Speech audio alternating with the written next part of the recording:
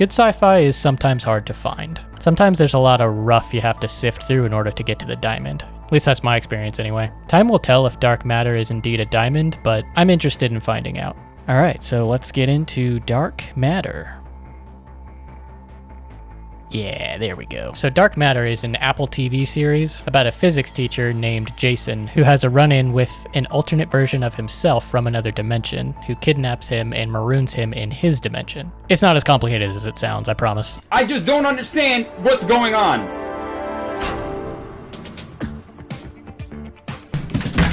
The story focuses on Jason 1, I'll call him Jason Prime, trying to get back to his original dimension before the other him sleeps with his wife. Oh, too late. Too late. He missed it. So in the beginning, before all this happens, his friend just won an award for something. I don't know, some sciencey award. It's not really clear what it is. It has some ambiguous name. Maybe it's something in real life, but I don't know what it is. They go to celebrate at a bar where Jason is forced to introduce himself to people who know his friend for having a much more impressive job. I like the way they convey meeting new people in this scene. It's kind of relatable having to explain what you do to someone else and watching the life drain out of their face as you're doing it. This is just another way for them to make the main character likable and relatable, but I think it works. Our dinner party? Yeah, we talked about it. You forgot. Yeah. Yeah, you forgot. No, oh, yes. I never do that. Anyway, so Jason gets kidnapped by his doppelganger, and afterwards he wakes up in the other dimension. He obviously is confused by all the changes around him, and he doesn't hide it because why would he? He has no reason to think he's in another dimension yet. We only know this because we saw the trailer and because we have more information than him. But what's weird is how long it takes the people around him to grasp the situation. At least it was weird to me. If they know he's from another dimension, why didn't his coworkers put it together sooner? I mean, later you find out that I guess they didn't really know. They knew that the box or whatever, they knew that that did something. But I mean, they worked on it, right? Like they designed it. So they know it has something to do with multiple dimensions, right? I mean, he's acting like he's from another world. He doesn't recognize people that are really close to him.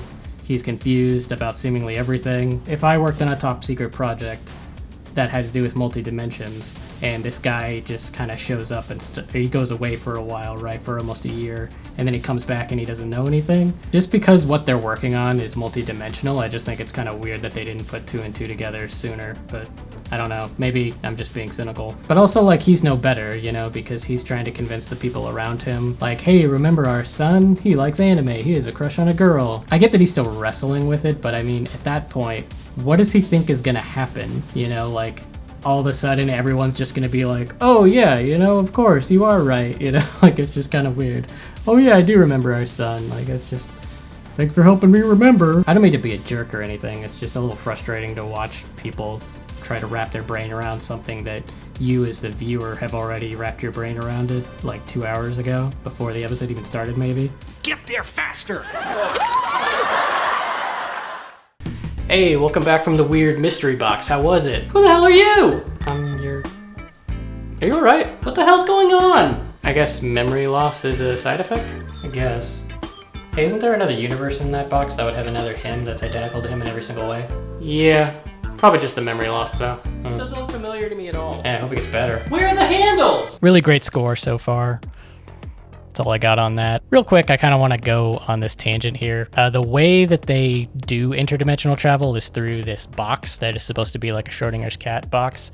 I'm not going to explain it because other shows have done this like so many times. Like, I knew just from watching the trailer that they were going to mention Schrodinger's cat within the first couple minutes. The cat, is it alive or dead? Alive or dead?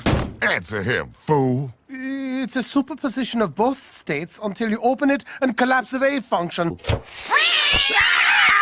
Like, I don't know why TV feels the need to explain it to us every single time. I mean, okay, this particular show, it's pretty important, I guess, to the plot of this particular show, so yeah, okay, I get it. It's a tough line to walk, though, because you don't want to confuse your audience, but you also don't want to patronize them. You don't want someone to click away or to stop watching if they get too confused, so I understand. If they're watching a sci-fi show like this, they're probably not going to be like, wait, what? Whose cat?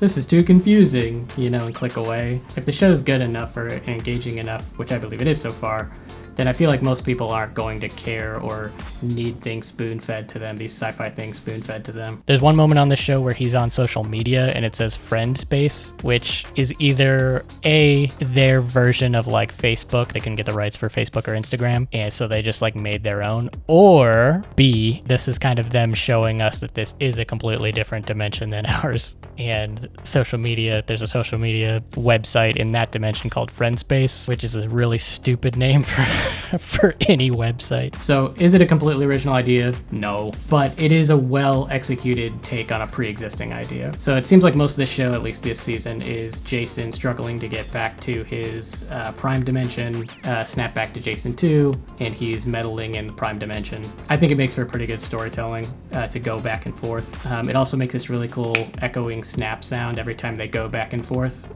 so that the audience doesn't get confused. I was never confused. Maybe one time there was, maybe one time I was a little confused, but like just for a second. It's pretty straightforward. I have not read the book yet because Daniel Green said not to, but I do have it just in case I decide to read it or in case I need to fix a wobbly chair. My overall impressions so far are positive. As I said before, it's often hard to find good sci-fi. I would recommend checking out this series so far if you're looking to scratch that multidimensional itch, or if you just like mysteries unfolding episodically and in an entertaining way. I don't have a ton of theories yet. I'm very interested to see where this goes. I mean, other than, I guess, Jason will probably end up world hopping like Rick and Morty. Also, I feel like this T.S. Eliot quote that they show us is maybe foreshadowing for later, or maybe it's just thematic, but I don't know. We'll see. Let me know what you guys think of the show so far, because it's pretty early on, so I don't know how it's going to all shake out. It could be a horrible dumpster fire, or it could be great. I don't know. But I'm curious to see what you guys think, so let me know in the comments. So yeah, I'm curious and excited to see where this show goes, and